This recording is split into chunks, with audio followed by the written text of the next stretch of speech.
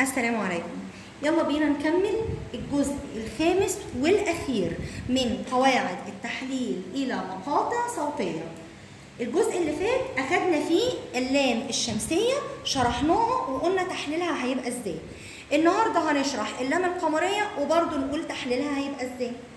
اللام القمرية عبارة عن ايه؟ اللام القمرية عبارة عن ألف ولام، برضه بتدخل على اسم، لانه اصلا الاسم هو اللي ينفع يبدا بالف ولام، وانا شرحت ده في الفيديو اللي قبل ده، اللي ما شافوش يشوفه.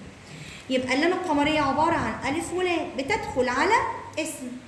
في اللام الشمسيه انا قلت لكم انه حرف اللام بيتكتب بس مش بننطقه، لكن في اللام القمريه لا، اللام القمريه حرف اللام بتاعه تكتب وتنطق، اللام تكتب وتنطق، يعني ما ينفعش ان انا اكتبه وما انطقهوش، لا، هتلاقي الكلمه باظت ومش نافعه. تعالوا نجرب كده.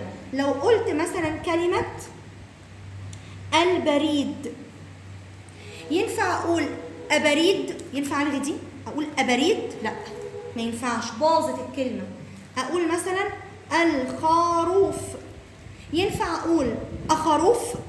اخروف في حاجه اسمها كده والغي اللام؟ لا، باظت. طب اقول كلمه مثلا القلم، ينفع اقول اقلم والغي دي؟ لا. يبقى اللام القمريه تكتب وتنطق. حلو كده، تكتب وتنطق. طيب في اللام الشمسيه قلنا انه الحرف اللي بيجي هنا بيبقى عليه شده.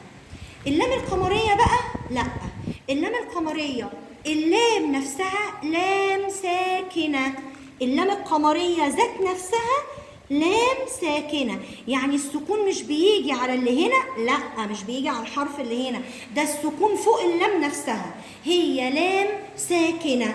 يبقى اللام القمريه عباره عن لام ساكنه بنطقها بوضوح وبقف عندها لانها لام عليها سكون. خلاص كده؟ طيب ايه هي حروف اللام القمريه؟ وانا قلت في الفيديو اللي فات احفظوا حروف اللام القمريه واي حرف تاني يبقى شمسيه. طيب في ناس بتجمع كلمه وكلمات كتير قوي قوي قوي، جمل كتير قوي، مش الجمله المعروفه بس بتاعت جحا، بس انا معظم الولاد مهما نديهم جمل تحسوا في الاخر برضو هو لسه متلخبط، هي الجمله مش فارقه معاه، مش الفكره في الجمله، لا، هو لازم يحفظ الحروف. حفظوهم ارجوكم الحروف، بلاش تعتمدوا على جمله مجمعين لهم فيها الحروف، والله العظيم ما بيعرفوها كده وبيتلخبطوا. طيب ايه هي حروف اللام القمريه؟ برضو هم 14 حرف، لازم واحد منهم يجي هنا اهو بعد الالف واللام. ايه هما؟ الف وباء، جيم وحاء وخاء، عين وغين، فاء وقاف وكاف. بصوا انا بكتب الحروف اللي شبه بعض اهي جنب بعض، ميم هاء واو ياء. دي حروف اللام القمريه. معناها ايه؟ معناها ان لازم الكلمه تبدا بالف ولام واللام عليها سكون ويجي بعدها هنا حرف من دول، يعني زي ما قلت البريد كده جه حرف الباء، اقول الهرم كده جه حرف الهاء، اقول الورد كده جه حرف الواو. يبقى لازم الالف واللام يجي بعدها حرف من حروف القمريه. كده شرحنا سريعا ايه هي اللام القمريه. تعالوا بقى نشوف تحليل اللام القمريه. تحليل اللام القمريه بتحلل ازاي الى مقاطع صوتيه اللام القمريه دي. تعالوا نكتب كلمات ونشوف. هكتب كلمه زي ما قلت من شويه، البريد، البريد. يلا بينا. قاعده بتقول اللي ما شافش فيديوهات التحليل اللي قبل دي مش هيفهم حاجه خالص من دي، لان خلاص دلوقتي بدات كل القواعد تتجمع مع بعض، هلاقي الكلمه فيها سكون على مد على لام قمريه على مش عارفه ايه، فكله خلاص اتجمع مع بعضه. خلاص، فده اخر فيديو، اللي هيشوفه مش شايف الاربعه اللي قبل كده مش هيفهم حاجه. البريد، انا عندي هنا الحرف ده ساكن، وانا قلت ايه؟ السكون مع اللي قبله، يبقى انا هاخد الالف واللام اللي عليها سكون دي مع بعض واقفل عليهم مقطع بيت. يلا نكمل. حرف الباء انا هعمل كده عشان يبقى كله متشكل. حرف الباء ده عليه ايه؟ فتحه. طب واللي بعده حرف راء عليه كسره، حروف متحركه تقعد لوحدها ما معهاش ضيوف، يبقى الباء لوحده والراء احطه لوحده؟ لا، ده انا لازم اساله على ايه؟ اساله شوف اللي بعده، ما انا كل حرف شوف اللي بعده. هو ايه اللي بعده ده حرف ياء مد، اقرا الكلمه عشان اعرف.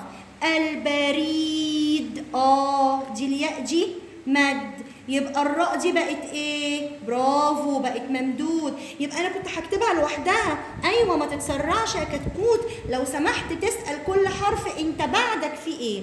في التحليل ما تسرعش، اسال كل حرف انت بعدك في ايه. طلعوا دول مد وممدود، وانا قايله انه المد مع الممدود في مقطع واحد، واقفل الباب. وبعدين اخر حرف عندي الدال، خلاص عليه بقى ضمه مثلا، البريد. خلصت، انتهت، مفيش مشكله. طيب نكمل يلا. اقول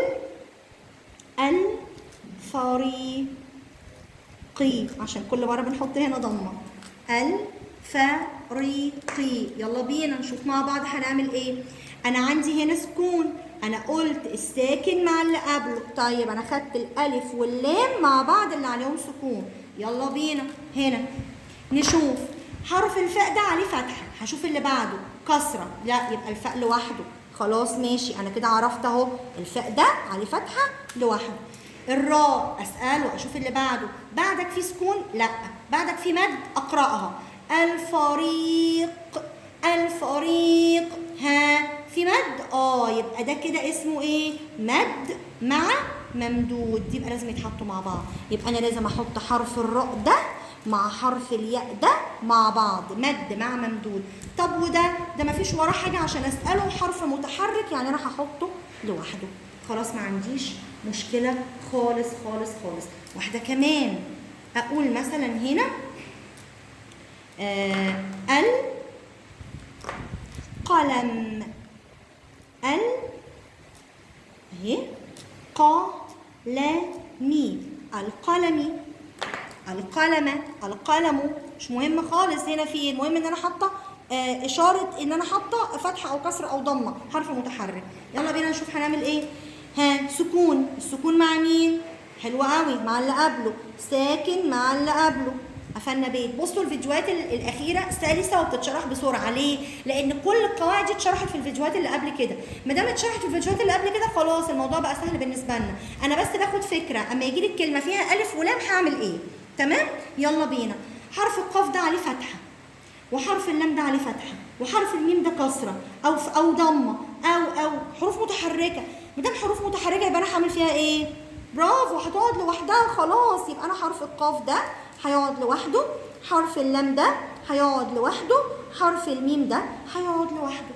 خلاص، لان انا مش مضطره هنا خلاص احطهم مع حاجه. هنا حطيت مد مع ممدود عشان كان عندي حرف مد وحرف ممدود، حطيت مد مع ممدود كان عندي مد مع ممدود. لكن طول ما انا ما عنديش مد مع ممدود خلاص القصه انتهت كده، مفيش مشكله خالص. طيب ناخد واحده كمان بسرعه بسرعه جدا جدا جدا. يلا بينا نقول مثلا كلمه العين، العين. يلا بينا. سكون مع اللي قبله اهو، حطيناهم يا سيدي مع اللي قبله. يلا نشكل هنا العين. يلا بينا. في هنا ايه؟ فتحه، ماشي. اساليها في بعدك ايه؟ سكون.